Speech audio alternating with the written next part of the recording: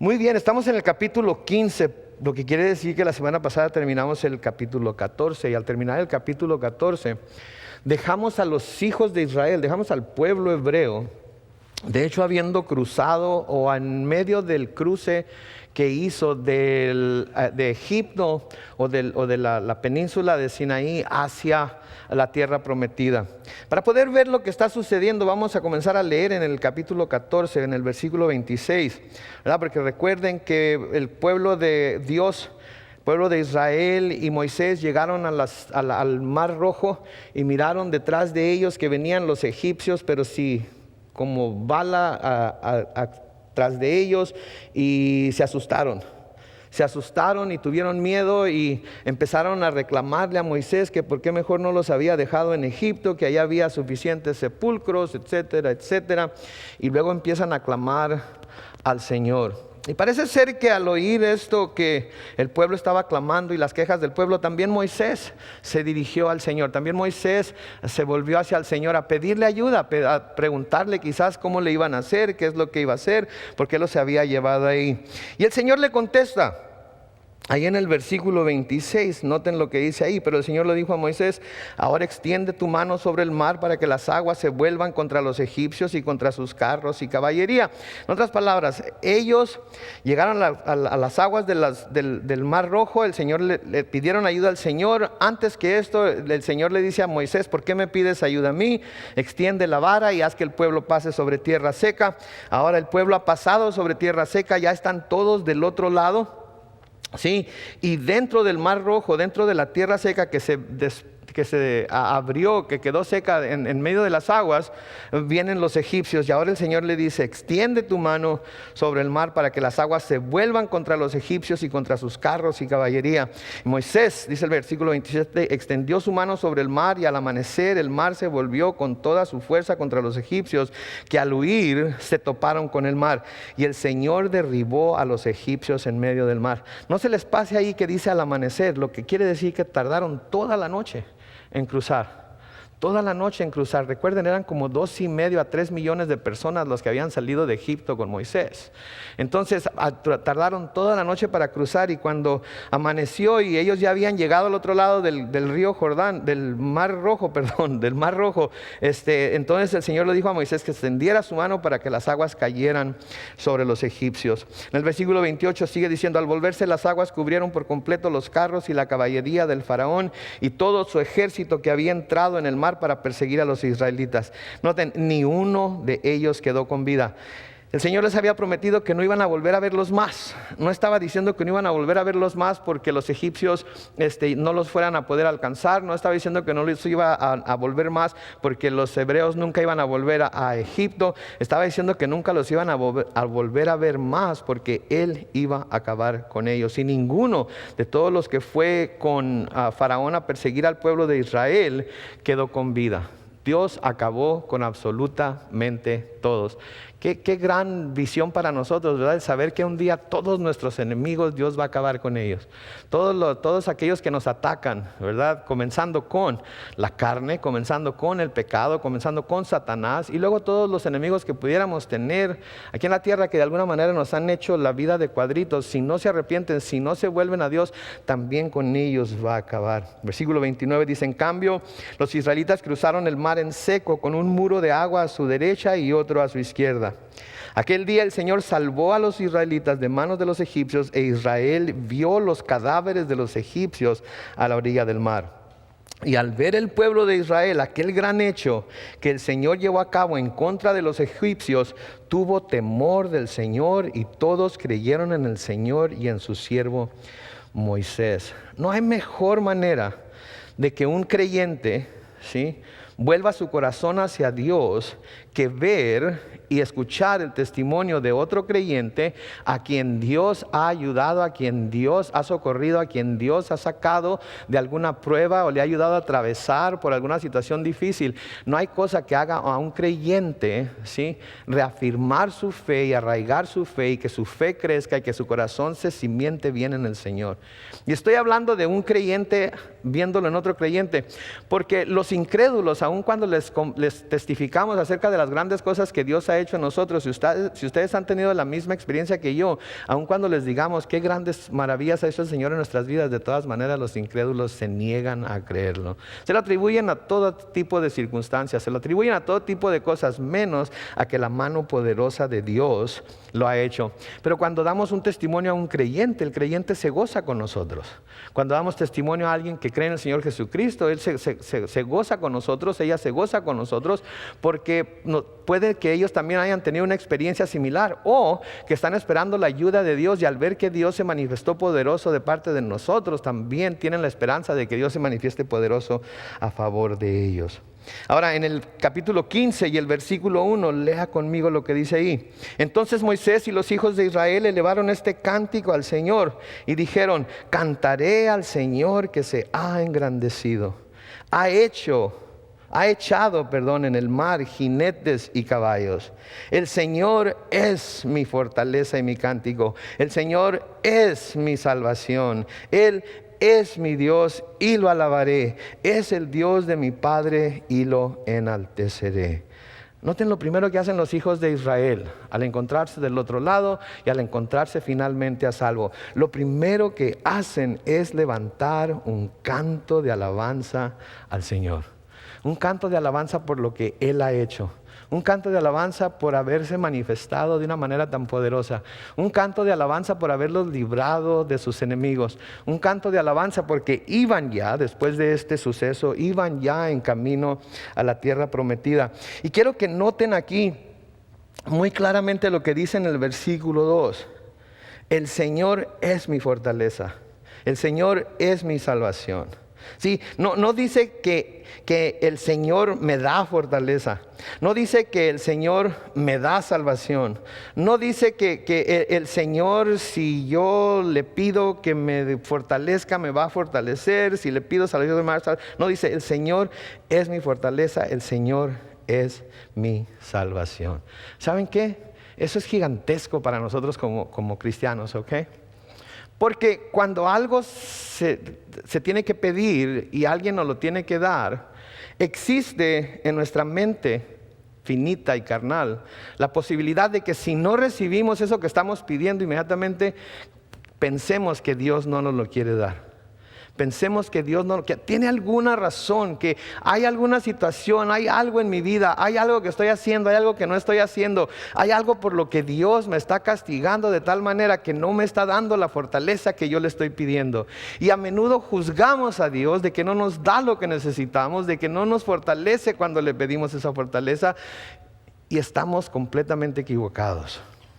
Tenemos que verlo como se está mirando aquí. Él es mi fortaleza. No necesito que me dé fortaleza, porque Él está en mí y Él es el que me hace fuerte.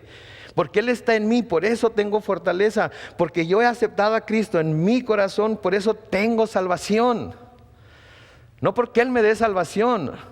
El que se nos dé algo implica que alguien nos lo puede quitar, pero cuando es parte de nosotros, cuando es parte de nuestra vida, cuando es parte de nuestro conocimiento, cuando es parte de lo que nosotros somos en esencia como persona, como ser espiritual, como hijos de Dios, no hay nada ni nadie que nos lo puede quitar.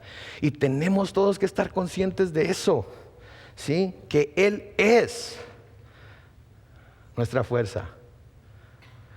Porque nosotros no tenemos fuerza en absoluto. ¿Verdad? Cantábamos ahorita, te necesito, ¿verdad? Sí, cuando débil soy, me sostendrás. Cristo, ¿mi qué? Y no me acuerdo, pero dice paz, ¿sí? Cuando somos débiles, Él nos sostiene, porque Él es nuestra fortaleza. Él es el que nos tiene agarrados, Él es el que nos tiene sostenidos, ¿sí? En el Salmo 27, los versículos 1 al 6, léanlo conmigo, dice: el Señor, noten, es mi luz y mi salvación. ¿Se fijan? No dice el Señor me da luz, el Señor me da salvación, no, el Señor es mi luz y mi salvación. Por lo tanto, ¿a quién podría yo temer? El Señor es la fortaleza de mi vida. ¿Quién podría infundirme miedo? Mis malvados enemigos me ponen en aprietos, se juntan y hacen planes de acabar conmigo, pero son ellos los que tropiezan y caen. Aunque ejército acampe contra mí, mi corazón no se amedrentará. Aunque me ataquen y me declaren la guerra, hoy hay algo en que finco mi confianza, en que una cosa le he pedido al Señor, y es lo único que busco: habitar en su casa todos los días de mi vida para contemplar su hermosura y solazarme en su templo. Cuando vengan los días malos, y note que no dice si vienen los días malos, dice cuando vengan los días malos, Él me esconderá en su santuario, me ocultará en lo más recóndito de su templo, me pondrá en lo alto de una roca. Ante los enemigos que me rodean, me hará levantar la cabeza, y llevaré a su templo mis ofrendas, noten, de alegría, y ahí cantaré salmos al Señor. Vean, Él es mi luz, Él es mi fortaleza. No estoy esperando que me dé luz, no estoy esperando que como el ujier en el cine, Él encienda la lámpara y me muestre el camino. Él es mi luz, Él es mío y yo soy de Él. Sí, y tenemos como cristianos que darnos cuenta de eso, porque cuando nos demos cuenta de eso, con todo lo que eso implica, vamos a tener todo el poder que necesitemos, vamos a saber que tenemos todo el poder que necesitamos para vencer al pecado, para vencer a Satanás, para vencer las tentaciones, para poder pasar por las pruebas. Sí, porque lo que primero que pasa cuando nos sentimos débiles es: ay, Señor, dame fuerzas, por favor. No, tenemos que acordarnos: Señor, tú eres mi fortaleza. Levántame, sosténme. Ahorita es cuando te necesito. Señor, tú eres mi salvación. Aunque mi corazón me condene, aunque el mundo me diga que no hay tal cosa como la salvación, aunque Satanás mismo use a otras personas para decirme que estoy condenado al infierno, yo sé que no es posible porque tú eres mi salvación. Sí, la fortaleza que Dios nos da entonces se encuentra en Él. Y porque Él es nuestro, y porque mora en nosotros, entonces ¿en dónde está esa fortaleza? ¿En dónde? En nosotros. Y eso nos debe alentar, eso nos debe decir: ok, entonces no tengo una razón por la cual deba estar constantemente tropezando y cayendo, tropezando y cayendo, tropezando y cayendo. No quiere decir que nunca más voy a tropezar y caer, pero sí quiere decir que en mí está la fortaleza que necesito para no hacerlo, porque Dios está en mí. ¿Sí? Él, por el poder del Espíritu Santo, está en nosotros. Así que no es que nos esté impartiendo fuerzas, ¿sí? No es. ¿Cuántos han oído hablar de Popeye o Popeye en inglés? ¿Sí? Cuando Brutus, ¿verdad?, viene y le está dando pero sí, dándole hasta por debajo de la lengua. ¿Qué hace Popeye? Saca una lata de espinacas, ¿verdad? Y se come las espinacas, ¿y qué sucede? Se pone, pero sí. ¿Saben qué? Nosotros no necesitamos las espinacas ya están ahí. El Señor ya está ahí. No es necesario que tratemos de alcanzar la lata y de que la tratemos de abrir y de que le estemos luchando por tomarnos la pastilla que nos va a hacer superhéroes, por tomarnos el remedio que de alguna manera nos va a dar fuerza. No, ya está aquí. Pero tengo que hacer uso de esa fuerza. Él es nuestra fortaleza. Él es nuestra salvación. ¿Sí? Y porque Él habita en nosotros, y porque nosotros somos unos con Él, y porque en Cristo nosotros recibimos la plenitud de Dios. ¿Se acuerdan lo que estudiamos el domingo en la mañana? Entonces, por esa plenitud que ya está en nosotros, tenemos la fortaleza para vencer a nuestros enemigos. Pablo nos dice en 1 Corintios 6, 17, que el que se une al Señor es ¿qué? Un espíritu con Él. El que se une al Señor es un espíritu con Él. ¿Se acuerdan? Cristo es el esposo y la iglesia es la esposa. Y en Efesios 5 y en Mateo 19 y en Génesis 3 se nos dice: a causa de esto dejará el hombre a su padre y a su madre y se unirá a su mujer, y los dos serán ¿qué? Una sola carne. Entonces nosotros como creyentes, Jesús por ser el esposo y nosotros por ser la esposa, ¿qué somos con Él? Somos uno. Somos uno con Él. Y su espíritu está en nosotros.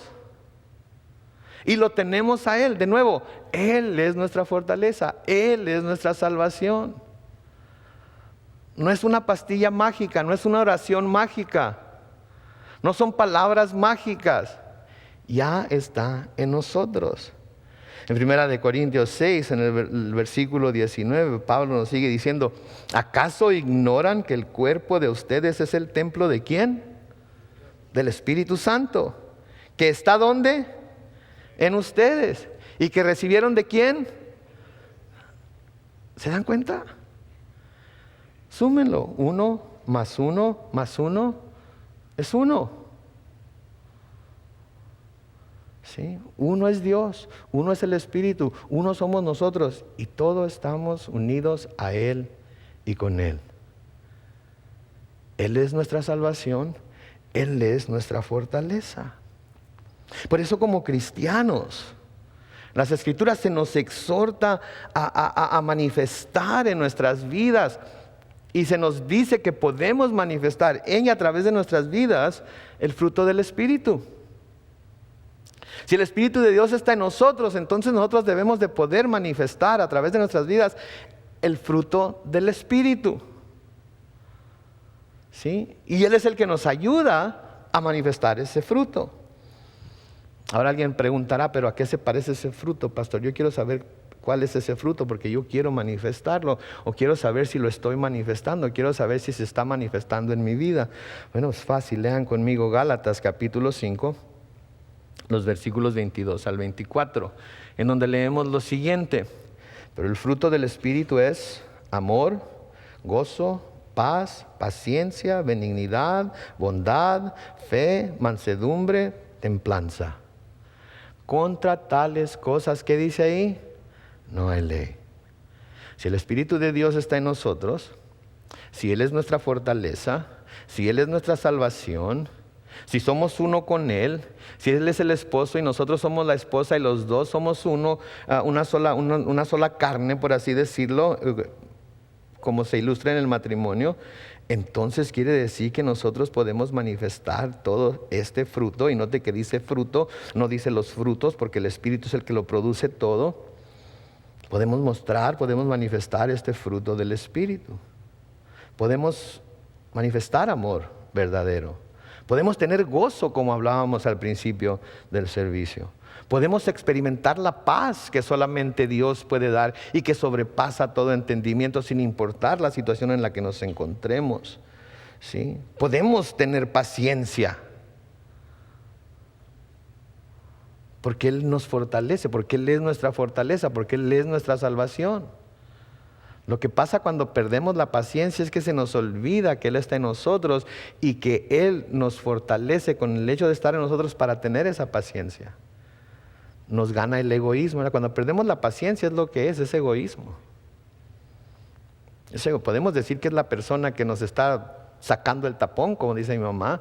Podemos decir que es la persona que sabe qué tornillo apretar. Podemos decir que es la persona o la situación por la que estamos pasando ahorita.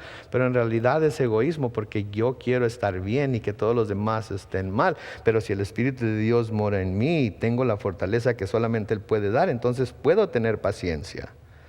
Puedo tener benignidad, puedo ser bondadoso, puedo tener una fe que no necesita ser muy grande para mover montañas. ¿Necesita ser qué tan grande? Como un grano de mostaza. ¿Sí? Puedo tener mansedumbre, puedo tener templanza, que quiere decir controlarse uno mismo. Y contra tales cosas no hay ley.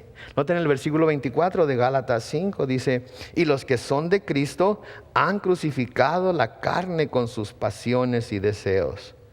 Si vivimos, dice el versículo 25, por el Espíritu, vivamos también según el Espíritu. Entonces noten esto: los que tenemos a Cristo, o los que somos de Cristo, hemos crucificado la carne. ¿Qué pasó con Jesucristo cuando fue crucificado? ¿Qué le pasó? Se murió. Quiere decir que si somos de Cristo, nosotros también hemos crucificado la carne. ¿Qué quiere decir que nos pasó a nosotros también? Hablando figurativamente, nos morimos. ¿Qué es entonces lo que nos hace vivir ahora? ¿Mande? el Espíritu de Dios. Entonces, si es el Espíritu el que nos hace vivir, ¿cómo debemos vivir? Según el Espíritu. Porque ya la carne fue crucificada. Ahora, ¿vamos a batear 1000? No, pero sí tenemos en nosotros la habilidad para vencer. Sí tenemos nosotros la habilidad para vivir en victoria. Sí tenemos nosotros la habilidad para poder manifestar este fruto del Espíritu, porque Dios está en nosotros y Él es nuestra fortaleza y Él es nuestra salvación.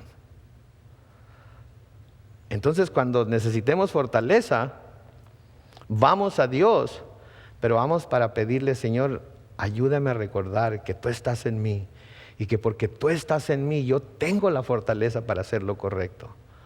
Porque tú estás en mí. Si tú no estuvieras en mí, entonces sí, no podría decir que la tengo, pero tú estás en mí. Así es que tengo esa fortaleza. Ayúdame a recordarlo y ayúdame a hacer uso de ello. ¿Alguna vez se ha encontrado en su cartera un billete de $20 que se le olvidó por completo que tenía? ¿Se acuerda cómo se sintió cuando abrió su cartera y dice: $20, necesitaba dinero ahorita para ir a hacer esto, aquello? Yo creí que no tenía ni un quinto, pero aquí están $20. ¿Qué hace? Se regocija y los usa, ¿verdad? Es igual con la fortaleza que Dios pone en nosotros cuando Él viene a vivir en nosotros por medio de su Espíritu Santo. Tenemos que estar constantemente abriendo la cartera. Y cuando nos acordemos de que tenemos a Dios en nosotros y abramos la cartera y encontremos que esa fortaleza ya está ahí, nos vamos a gozar en ello. Cuando se nos presente la tentación y busquemos en la cartera y veamos que la fortaleza está ahí, nos vamos a gozar y vamos a decir: Señor, tú eres mi fortaleza, tú eres mi salvación. Y eso es lo que los israelitas estaban descubriendo ahí. Estaban descubriendo que con Dios todo iba a ser posible. Estaban por primera vez mostrando su fe al alabar a Dios por lo que Él había hecho con ellos, y al reconocer que fue Él y que en Él y por Él fue que pudieron hacer lo que hicieron. Fue que pudieron pasar por tierra seca en medio del Mar Rojo. Fue que pudieron ver a sus enemigos completamente derrotados. Y le dan la gloria a Dios. Tú eres nuestra fortaleza. Tú eres nuestra salvación. ¿Sí? Noten en el versículo 3 de Éxodo 15. Siguen alabándolo, siguen diciéndolo lo grande que es. Siguen hablando de las obras que Él hizo. Versículo 3 dice: el Señor es un valiente guerrero y su nombre es el Señor. Me encanta ver cuando la Biblia describe a Dios como un guerrero, como un soldado, como alguien que trae una espada. Sí, a mí me gustan mucho las películas de guerra, especialmente cuando se tratan de los romanos y de los griegos y de todas esas cosas. Me fascinan esas películas. Sí, porque los hombres son hombres, ¿verdad? Y no le tienen miedo a nadie. Me fascina la película de Gladiador. Me encanta. ¿Okay? Porque ese camarada estaba bárbaro, ¿no es cierto? Estaba brutal. Ahora, imagínense, esa es una película, imagínense a un Dios como nuestro Dios. Imagínense la imagen de ese Dios tan grande como un valiente guerrero. ¿Qué lo puede mover? ¿Qué lo puede vencer? ¿Qué le puede hacer daño? ¿Qué lo puede asustar? ¿Qué lo puede hacer que toque la retirada? ¿Les digo qué? Absolutamente nada. Nada. Porque Él es Dios. Versículo 4 sigue diciendo: el Señor arrojó al mar los carros y el ejército de Faraón. Sus capitanes más aguerridos se hundieron en el fondo del Mar Rojo. Noten, sus capitanes más aguerridos, los capitanes más fuertes, los que más sabían de estrategia, los que más hombres tenían, los que más diestros estaban para la guerra. Con todos acabó el Señor. Se hundieron en el fondo del Mar Rojo, como piedras cayeron al abismo, y el mar profundo los cubrió, dice el versículo 5. Noten ahora, acuérdense, estos eran gente que habían sido esclavos durante 400 años. Y en cuanto Dios los libera, en cuanto Dios los saca de su esclavitud, en cuanto Dios acaba con sus enemigos, lo primero que se pueden hacer es componerle cantos al Señor, es alabar al Señor. Sí, Moisés estaba dirigiendo a la nación al otro lado del Mar Rojo, hacia el desierto, y todos se pusieron a cantar este canto cuando la salvación de Dios se manifestó realmente a ellos. Cuando se dieron cuenta de lo que Dios había hecho, cantaron cuando el poder y la presencia de Dios fueron real para ellos. ¿Saben? Cuando nosotros finalmente nos damos cuenta de la realidad de quién es Dios, cuando nosotros nos damos cuenta en realidad de cuánto está a nuestro favor y no en contra de nosotros, cuando nosotros nos damos cuenta en realidad de cuánto nos ha cuidado y de todas las cosas que no nos han pasado precisamente porque Él nos está cuidando, este es el mismo corazón que nosotros debemos tener hacia Dios. Un corazón de alabanza, un corazón de adoración, un corazón que le cante cánticos, que le cante himnos, que le cante salmos, una adoración espontánea y sincera que sale de lo más profundo del corazón, con el propósito de decirle a Dios lo que Él significa para nosotros. Esa es la adoración, mis hermanos y hermanas. Eso es lo que se hace cuando nos paramos aquí enfrente a tocar la guitarra y a cantar. Sí, no es el preámbulo a lo verdadero, es parte de lo verdadero. No es el tiempo de entretenimiento que da tiempo a la gente que viene tarde. No, la gente que se pierde de la adoración se pierde de una de las cosas principales que debe experimentar cuando viene a la iglesia, que es el pueblo de Dios, así como los israelitas aquí, el pueblo de Dios, todos juntos a una, alabando y adorando a Dios por quien Él es y por lo que Él ha hecho. La adoración es igual de importante que la predicación de la palabra. La adoración es igual de importante que presentar ofrendas. La adoración es igual de importante que la oración. No es el calentamiento para lo que en realidad cuenta. Es parte de lo que en realidad cuenta. Y no se los digo para que nadie se sienta mal.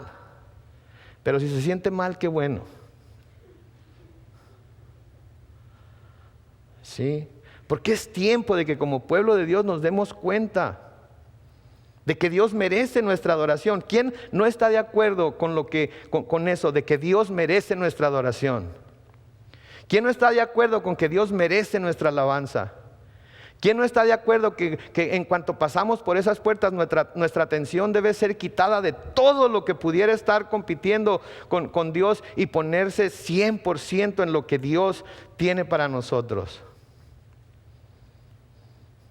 Yo sé que todos están de acuerdo porque todos saben que eso es lo correcto. ¿Sí? A veces está la familia viendo la televisión, algún programa, vamos a decir, por mencionar, los Óscares. Y no se quiere despegar la persona de la televisión, ¿verdad? Voy a esperar un comercial para ir a hacerme un sandwichito, ¿verdad? Voy a esperar el comercial para ir a sacar una gaseosa del refrigerador, ¿verdad? Voy a esperar a un comercial para ir al baño. Ahí está, todas las... Pero es que ahorita va a salir fulano o fulana de tal. Pero si me voy, me lo voy a perder. Y a lo mejor se van a la cocina, a lo mejor están con la cabeza metida en el refrigerador tratando de encontrar la gaseosa de su preferencia. A lo mejor están en el baño. ¡Ya va a salir, ya va a salir, ya va a salir! ¿Y qué sucede? Se suelta todo. Se nos olvida comer, se nos olvida el sándwich que dejamos ahí medio hecho, se nos olvida que tiramos la gaseosa en el refrigerador, que se nos cayó al suelo, que está haciéndose un cochinero. No sé qué se les olvida cuando está en el baño, pero en fin, se les olvida. ¿Por qué? Porque va a salir la persona que están esperando. Cuando venimos a este lugar, el Dios Todopoderoso, Creador de cielos y tierra, nos espera para tener comunión con nosotros.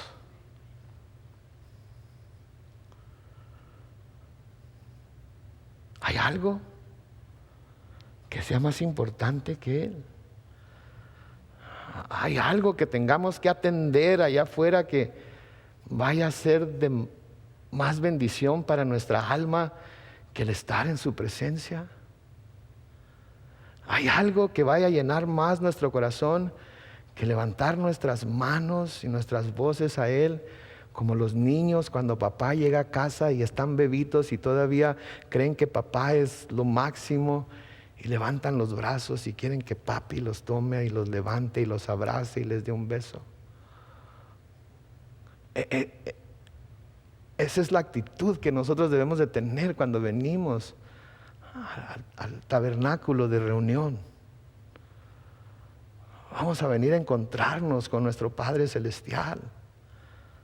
Vamos a venir a adorar al que es digno de toda adoración. Vamos a venir a alabarlo por todo lo que ha hecho por nosotros y por lo que Él es. Los israelitas apenas y cruzaron el Mar Rojo y se soltaron cantando. Se soltaron alabándolo, porque se dieron cuenta de la realidad de lo que era Dios para ellos. Esa realidad, el darnos cuenta de esa realidad de Dios en nuestras vidas, de que Él es nuestra fortaleza, de que Él es nuestra salvación, sí, es lo único que puede inspirar esa adoración espontánea y sincera delante de Dios. Y mi pregunta para todos nosotros aquí hoy es: ¿ha llegado a ser Dios esa realidad en nosotros? ¿Ha llegado a ser Dios esa realidad en nuestras vidas? ¿Venimos a la iglesia con anticipación de encontrarnos con el Dios vivo?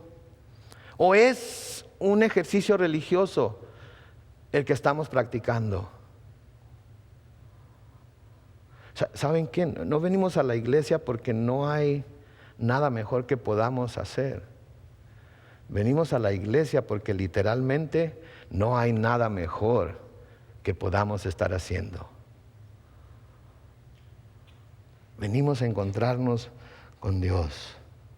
Sí, cuando nos damos cuenta de que Él es alguien real, que muestra su favor hacia sus hijos y está de nuestra parte y no contra nosotros, como nosotros habíamos creído mientras estábamos en la prueba, como los israelitas habían creído cuando tenían al ejército de Faraón detrás y el Mar Rojo. Eso era lo que habían creído. Nos sacaron aquí al desierto para matarnos, pero ahora que han cruzado el Mar Rojo por tierra seca, ahora que están del otro lado, ahora que el enemigo ha muerto, ¿qué es lo que hacen? Se dan cuenta de la realidad de Dios y lo único que pueden hacer es empezar a expresar su alabanza y adoración.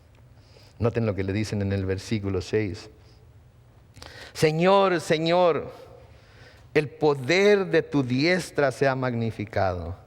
El poder de tu diestra quebrantó al enemigo. Tu gran poder derribó a tus adversarios. Tu ira los consumió como hojarasca. Noten, reconocieron la realidad de la fortaleza de la diestra de Dios. Reconocieron que la promesa de que Dios iba a luchar por ellos era una realidad. Reconocieron que Él fue el que lo hizo y por ello están magnificándolo más aún de lo que Él se ha magnificado en lo que hizo. Y noten lo que dice el versículo 7. Tu gran poder derribó ¿a quiénes? A tus adversarios. Sí, en la versión Reina Valera 60 dice, a los que se levantaron contra ti. Y luego dice, tu ira los consumió como hojarasca. ¿Qué es la hojarasca? La hojarasca es paja, la hojarasca es como lo que cubre a los elotes cuando está seca. Sí, y su ira los consumió como eso. Y saben que algo de lo que no se habla mucho ahorita en las iglesias es acerca de la ira de Dios contra sus adversarios. ¿Verdad? Dios no se presenta como alguien que tenga adversarios, como alguien que tenga enemigos. ¿Verdad? Dios es un viejito bonachón, ¿verdad? Que podemos subirnos a sus piernas y jalarle la barba y decirle el vato de allá arriba, o le ponemos todo tipo de nombres que en realidad achican a nuestro Dios. Diosito, ¿verdad? ¿Saben qué? Dios no es así. Podemos acercarnos a Él con confianza. Eso no estoy diciendo que no sea cierto. Pero Dios es grande. Dios tiene poder. Y ¿saben qué? Dios tiene adversarios. Dios tiene enemigos. No quiere tener enemigos, pero hay gente que es enemiga de Dios. Y la palabra de Dios tiene mucho que decir acerca de los enemigos de Dios y acerca de la ira de Dios. Porque parte del evangelio, parte de las buenas nuevas, ¿saben qué es? Que aun cuando somos en nuestro estado natural enemigos de Dios, no hay razón para hacerlo. Porque Él envió a su Hijo a hacer la paz con nosotros a través de Él. ¿Sí? Porque aun cuando Dios un día va por medio de su ira a acabar con todos aquellos que no han creído en Él, las buenas nuevas son que si creen en Él, si ponen su fe en Él, no van a tener que enfrentar la ira de Dios. Eso es parte de las buenas nuevas. ¿Sí? Pero la Biblia habla mucho acerca de ello. En el Salmo 2, por ejemplo, los versículos 10 al 12 dice: ahora pues, oh reyes, sed prudentes, y ustedes los jueces admitan corrección o amonestación. Versículo 11 dice: servid a Jehová con temor. Sirvan al Señor con reverencia y ríndanle culto con temor reverente. Versículo 12: ríndanse a los pies de su Hijo, no sea que Él se enoje y ustedes perezcan, pues su enojo se enciende de repente. Bienaventurados son los que en Él confían. Sí, ahora en la Reina Valera 60, que es la que tienen enfrente de ustedes, dice en el Salmo 2, versículos 10 y 12: ahora pues, oh reyes, sed prudentes, admitid amonestación, jueces de la tierra. Servid a Jehová con temor y alegraos con temblor. Honrad al Hijo para que no se enoje y perezcáis en el camino, pues se inflama de pronto su ira. Bienaventurados todos los que en Él confían. Este es un salmo profético, es un salmo que habla del Mesías. Y está amonestando a todos los poderosos de la tierra, está amonestando a todos los que son jueces, y le está diciendo: sean prudentes, por favor. Admitan la amonestación o la corrección de Dios.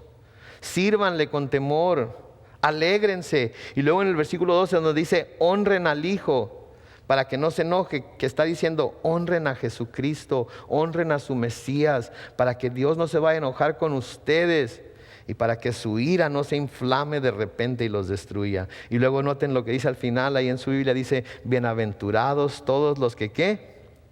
Los que en Él confían. ¿Por qué? Porque nosotros no tenemos que preocuparnos por la ira de Dios, porque Jesucristo ya nos ha salvado de esa ira. Fíjense ustedes, es parte de las buenas nuevas. Ahora quizás pudiera alguien decir: bueno, pastor, pero yo sé que Dios en el Antiguo Testamento era un Dios airado, era un Dios enojón, era un Dios vengativo, era un Dios que cuando alguien se portaba mal inmediatamente acababa con él, etcétera, etcétera. Pero eso no es lo que nos dice las Escrituras. Lean conmigo lo que dice Romanos 1:18. Romanos 1:18 dice: la ira de Dios se revela desde el cielo contra toda impiedad y maldad de quienes injustamente retienen la verdad. La ira de Dios se revela desde el cielo contra toda impiedad y maldad de quienes injustamente retienen la verdad. La ira de Dios está sobre este mundo. Si el mundo no se hinca, si el mundo no dobla la rodilla, si el mundo no confiesa a Jesucristo como su Señor y Salvador, la ira de Dios va a descender sobre ellos. Busquen en sus Biblias en Efesios capítulo 5. Efesios capítulo 5. Busquen en su Biblia Efesios capítulo 5.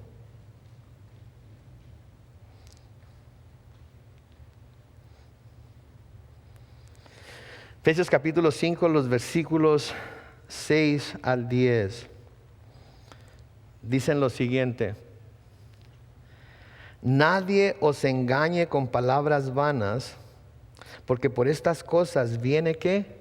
La ira de Dios sobre los hijos de desobediencia. No seáis pues partícipes con ellos, porque en otro tiempo eras tinieblas, mas ahora sois luz en el Señor. Andad como hijos de luz. Porque el fruto del Espíritu es en toda bondad, justicia y verdad, comprobando lo que es agradable al Señor. Noten lo que está diciendo aquí el Señor: no sean engañados con palabras vanas. Que nadie les diga que Dios, no importa qué hagan, no importa cómo lo traten, no importa cómo se comporten, no importa que hagan o vivan en una forma que no es congruente con lo que dicen. No importa. Pablo está diciendo que no los vayan a engañar con palabras vanas. Porque por todas esas cosas que ellos practican, todas esas cosas que ellos hacen, la ira de Dios va a venir un día sobre ellos. Por lo tanto, no participen de las cosas que ellos están participando. No hagan las cosas que ellos están haciendo. Porque hubo otro tiempo en el que ustedes eran tinieblas, pero ahora son luz en el Señor y tienen que andar como hijos de luz. Y tienen que constantemente comprobar lo que es agradable al Señor. Sigan ustedes, la ira de Dios está sobre el mundo. La ira de Dios todavía va a caer sobre el mundo incrédulo. En Juan 3:36 dice: el que cree en el Hijo tiene ¿qué? Vida eterna. Pero el que se niega a creer en el Hijo no verá la vida. Vamos a leer todos juntos la última parte. ¿Qué dice ahí? Sino que la ira de Dios recae sobre él. Si el que tiene al Hijo tiene vida eterna, pero el que no tiene al Hijo no va a ver la vida. ¿Sí? Para poder tener vida se tiene que tener al Hijo, se tiene que creer en Él, pero el que se niega a creer no va a ver la vida. La ira de Dios recae tiempo presente sobre Él. ¿Sí? Esa es parte de las buenas nuevas, de nuevo, que nosotros no tenemos por qué temer la ira de Dios, pero el incrédulo sí tiene por qué temerla. Ahora, algo digno de notar aquí es que aunque los egipcios eran los adversarios de los hebreos, ¿sí? Porque los egipcios iban detrás de los hebreos, ¿verdad? Moisés, inspirado por el Espíritu Santo, los llama los adversarios ¿de quién? Los adversarios de Dios. Aunque los egipcios eran los adversarios de los hebreos, Moisés, inspirado por el Espíritu Santo, al escribir el Éxodo, los llama los adversarios de Dios. ¿Se acuerdan cuando Saulo andaba persiguiendo a la iglesia? ¿A quién andaba persiguiendo? A la iglesia. Pero cuando el Señor lo llama, ¿qué le dice? Saulo, Saulo, ¿por qué me persigues? ¿Saben que todos nuestros enemigos, todos los que nos persiguen a nosotros, Dios los ve como enemigos suyos? ¿Se dan cuenta ustedes de eso? Todos aquellos que nos persiguen, todos aquellos que persiguen a los cristianos, todos aquellos que los acosan, todos aquellos que quieren acabar con ellos, Dios los ve como enemigos de Él mismo. Porque nosotros somos su pueblo, porque nosotros somos su esposa, porque nosotros somos la niña de sus ojos. Y cuando alguien nos ataca a nosotros, Él siente como que lo están atacando a Él. ¿Cómo se siente usted cuando alguien ataca a uno de sus hijos? Cuando alguien habla mal de uno de sus hijos, cuando alguien le quiere hacer daño a uno de sus hijos, es capaz de, ¿no? ¿Para qué, verdad? Especialmente las mamás, ¿verdad? Con sus peques, ¿verdad? Calle boca para lengua.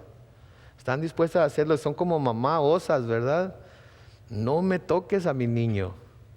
Así es como siente Dios cuando se nos hace daño a nosotros, cuando nuestros enemigos nos persiguen y nos quieren hacer daño. Noten en el Salmo 68, los versículos 1 al 4. Dice: levántese Dios y sean esparcidos sus enemigos. Huyan de su presencia quienes lo aborrecen. Dios los dejará como si despejara el humo, como si derritiera cera delante del fuego, así perecerán los impíos delante de Dios. Pero los justos se alegrarán delante de Dios. Llenos de gozo saltarán de alegría. Cantemos salmos a Dios, cantemos salmos a su nombre, exaltemos al que cabalga sobre los cielos. Su nombre es el Señor, alegrémonos en su presencia. ¿Se fijan ustedes? ¿Se acuerdan lo que les dije el domingo? Quisiera que fuéramos de esas iglesias que danzan. Cuando leo cosas como estas, quisiera que fuéramos de esas iglesias que se paran y danzan, ¿verdad? Si el Espíritu de Dios se mueve en mí, dice que al canto, ¿qué dice? Yo danzo como David. Sí. Aunque parezcamos que somos locos, Dios merece eso y más por lo que Él ha hecho. De nuevo en Éxodo 15 sigue diciendo, soplaste y se amontonaron las aguas, las corrientes se juntaron en un montón, los abismos se cuajaron en medio del mar. El enemigo decía, los perseguiré y los haré mis prisioneros, repartiré sus despojos hasta quedar hastiado, sacaré la espada y yo mismo lo destruiré. Pero soplaste y el mar lo cubrió, se hundieron como plomo en las aguas impetuosas. ¿Quién como tú, Señor, entre los dioses? ¿Quién como tú, santo y magnífico, que realizas maravillosas hazañas y llevas a cabo sorprendentes prodigios? Note lo que dicen aquí. ¿Quién como tú, Señor, entre los dioses? No hay nadie como tú. Ahora, esto no quiere decir que haya en realidad otros dioses. Sí, a lo que se está refiriendo aquí es a los dioses que el hombre inventa, a los dioses que el hombre hace a su propia imagen y semejanza. Pero cuando hablamos de Dios, Él es el único Dios y no hay más. Punto y aparte. El profeta Isaías escribe en Isaías 46, versículos 9 y 10. Recuerden los primeros sucesos de antaño, porque yo soy Dios. ¿Sí? Y no hay otro. Nada hay semejante a mí. Yo anuncio desde un principio lo que está por venir. Yo doy a conocer por anticipado lo que aún no ha sucedido. Yo digo, mi consejo permanecerá y todo lo que quiero hacer, lo haré. No hay otro Dios. No hay otro Dios. Mismo profeta Isaías en Isaías 43, los versículos 10 al 13 dice, ustedes son mis testigos. Son el siervo que yo escogí para que ustedes me conozcan y crean y entiendan que yo soy el Señor. No ha habido ningún Dios antes de mí ni lo habrá después. Palabra del Señor. Yo soy el Señor y fuera de mí, noten, no hay quien salve. Yo anuncié, yo salvé, yo di a saber. Nunca hubo entre ustedes un Dios ajeno. Así que ustedes son mis testigos de que yo soy Dios. Palabra del Señor. Versículo 13. Yo soy Dios desde el principio. Nadie puede librar a nadie de mi mano. Lo que yo hago, ¿quién puede impedirlo? Hablábamos el domingo también acerca de que en Cristo estamos completos. En Cristo tenemos todo lo que necesitamos. No hay otro Dios. Todo el que quiera ser salvo tiene que venir a nuestro Dios. Y la única manera de venir a nuestro Dios es a través de nuestro Dios y Salvador Jesucristo. Pueden buscar en miles de dioses, pueden buscar en miles de estatuas, pueden buscar en ángeles, pueden buscar en lo que quieran buscar salvación. Pero lo único que hay salvación, el único que puede salvar es nuestro Dios. Y luego le piden en el versículo 2, extendiste tu diestra y la tierra se los tragó. En tu misericordia guías a tu pueblo redimido y con tu poder lo llevas a tu santa morada. Los pueblos lo saben y tiemblan de miedo en su tierra. Los filisteos se doblan de dolor. Los caudillos de Edom quedan confundidos y los valientes de Moab tiemblan de pies a cabeza. Todos los cananeos se acobardan. Señor, que les sobrevenga espanto y temor. Queden mudos como piedras ante tu brazo poderoso hasta que haya pasado tu pueblo, el pueblo que tú mismo rescataste. Noten lo que dice ahí, extendiste tu mano o tu diestra, ¿sí? y la tierra se los tragó. Y luego el versículo 13, en tu misericordia guías a tu pueblo redimido y con tu poder lo llevas a tu santa morada. Noten, ¿a quién están responsabilizando aquí de que llevarlos a la tierra prometida? A Dios. En otras palabras, Él se va a encargar de llevarlos. ¿Se acuerdan lo que nos dice Pablo en Filipenses? Él dice que Él está confiado en que aquel que comenzó la buena obra en nosotros, ¿qué? Será fiel en terminarla. Él nos sacó de nuestra esclavitud al pecado. Él es el que nos libera, el que lucha nuestras batallas por nosotros. Él es nuestra fortaleza, Él es nuestra salvación. Y la obra que empezó en nosotros cuando nosotros recibimos a Jesucristo, Él la va a terminar. Él lo va a hacer. Y luego noten cómo habla acerca del temor que los otros pueblos, los pueblos que los estaban viendo salir liberados de Egipto, tuvieron cuando miraron que Dios estaba luchando por ellos. Lo vimos cuando estudiamos acerca de Rahab en Jericó. Vimos cómo ella misma les confesó que todos los hombres de la ciudad se habían llenado de temor y sus corazones desfallecieron delante de ellos cuando se dieron cuenta de lo que habían hecho en su camino hacia allá. El versículo 17 dice, tú, Señor, los llevarás al monte donde habitas, al lugar que has preparado ahí, y los plantarás en el santuario que tú mismo has afirmado. Noten, de nuevo, Él se va a encargar de ellos, Él los va a llevar, Él los sacó, Él comenzó la obra, Él la va a terminar. No tienen que estar confiando, no tienen que estar pensando en cómo le van a hacer. ¿Algunos de ustedes tienen alguna duda de que van a llegar al cielo? ¿Quién tiene duda de que va a llegar al cielo? ¿Nadie? ¿Por qué no tienen duda? Porque el Señor lo prometió, ¿verdad? Él dijo que iba a preparar un lugar para nosotros, que si no fuera así Él nos lo hubiera dicho, y que se fue a preparar lugar. ¿Qué iba a hacer? Iba a volver por nosotros, para que donde Él está, nosotros también estemos. ¿Qué más podemos pedir en esta vida? La seguridad de la salvación de nuestra alma eterna. Y todo debido a que Él es Dios. Él es Dios. En 1 Tesalonicenses capítulo 5, los versículos 16 al 24, Pablo les da a los tesalonicenses una lista de cosas que deben estar haciendo. Una lista de cosas de las que deben de cuidarse de estar haciendo siempre. 1 Tesalonicenses 5, comenzando con el versículo 16, y les dice, estén siempre gozosos. ¿Se fijan? Estén siempre gozosos. ¿Ustedes están siempre gozosos? O a veces sí y a veces no. Deben de estar siempre gozosos. Y ustedes saben que no están siempre gozosos. A veces se dejan llevar por la tristeza, a veces se dejan llevar por los problemas, a veces se dejan llevar por las aflicciones y circunstancias. La palabra de Dios nos dice, estén siempre gozosos. No es lo mismo que estar siempre felices. No es lo mismo que andar de chachalacos por aquí y por allá, riéndose de todo lo que vemos. No, estar siempre gozosos. Luego dice en el versículo 17, oren sin cesar. Oren sin cesar. No debe haber un momento en el día en el que no estamos orando, en el que no estamos levantando una plegaria a Dios. Porque hay muchas cosas por las que debemos estar orando, ¿no es cierto? Nuestros hijos, Señor, bendice a mi hijo que está en la escuela ahorita. Amén. Señor, bendice a mi esposo que está ahorita en el trabajo. Amén.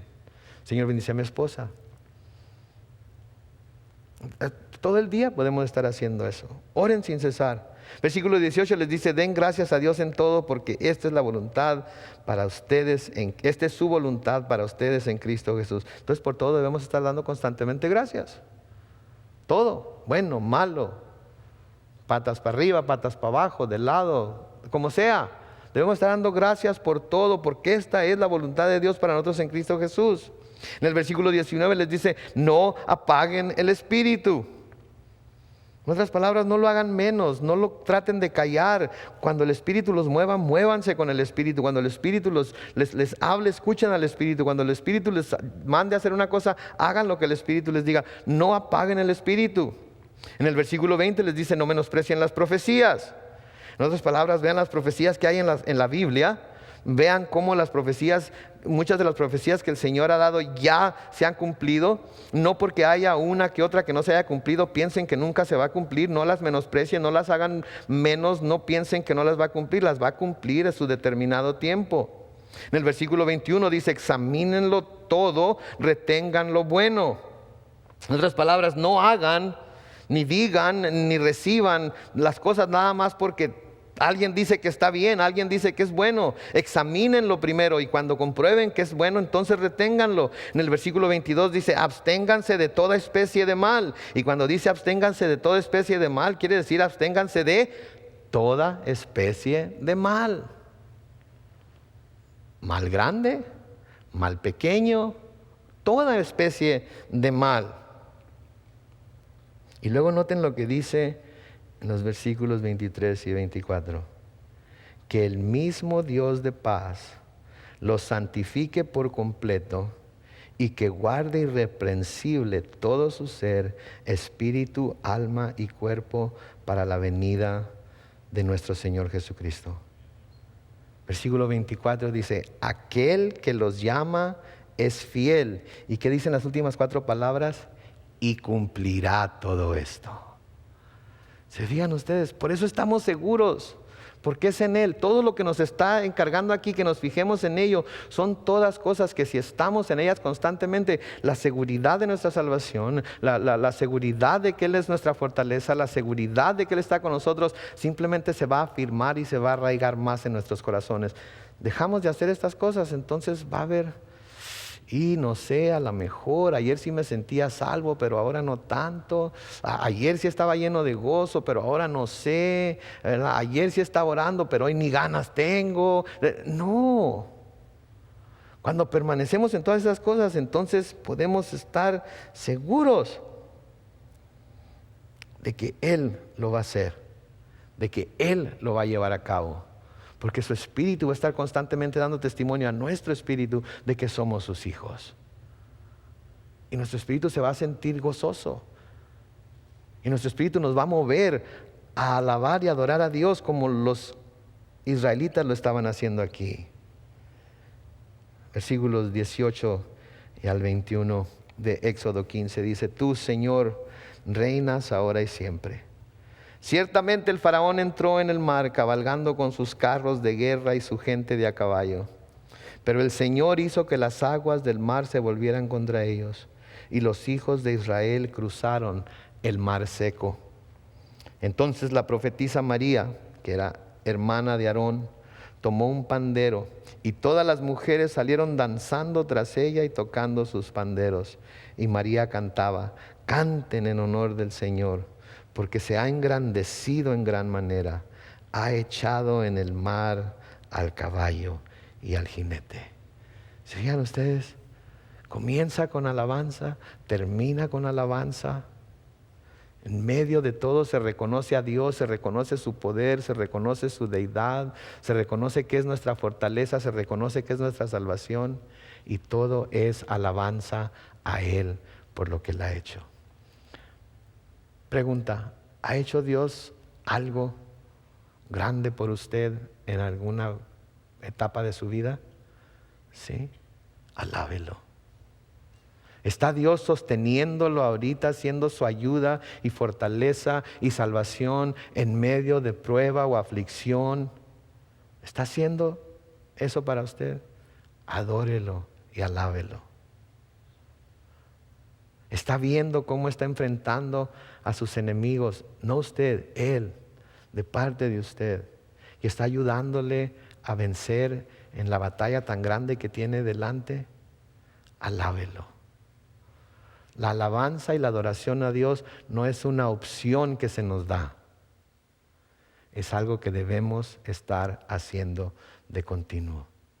Y cuántas veces tengamos la oportunidad de reunirnos con el pueblo de Dios para alabarlo y adorarlo, hay que venir con nuestro corazón propuesto de que vamos a llegar y vamos a cantar y vamos a alzar nuestras manos y nuestro corazón a Él con el pueblo de Dios por lo grande que Él es. Amén.